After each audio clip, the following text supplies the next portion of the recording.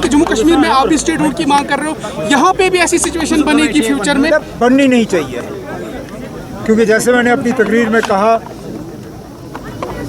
हालात बिगड़ने में टाइम नहीं लगता और हम नहीं चाहेंगे कि यहाँ दोबारा बेगुनाह लोगों की खून जो है वो बहाई जाए। हम पुरअमन तरीके से अपनी बात जो है वो करते रहेंगे।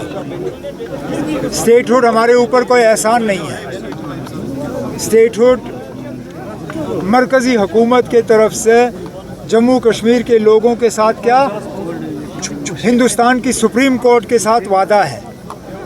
उन्होंने बार बार सुप्रीम कोर्ट को कहा कि ये 3 स्टेप होंगे, पहले डिलिमिटेशन, फिर इलेक्शन, फिर स्टेटहुड।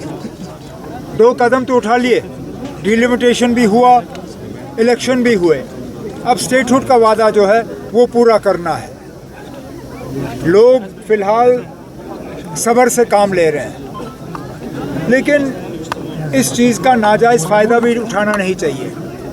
जहाँ तक लद्दाख के लोगों की बात है, हमने तो बहुत पहले यूटी बनने से पहले भी हम उन्हें हमेशा कहते रहे, जनाब होश करना जो आप मांग रहे हो, कहीं ऐसा ना हो कि आपकी मांग कबूल हो और आपके हालात जो हैं और ज़्यादा बिगड़ जाएं। लेकिन हकीकत ये है, उन्होंने यूटी मांगा, लेकिन यूटी मिलने से उनकी कोई बेहतरी नहीं हुई, उल्टा उनको नुकसान हुआ।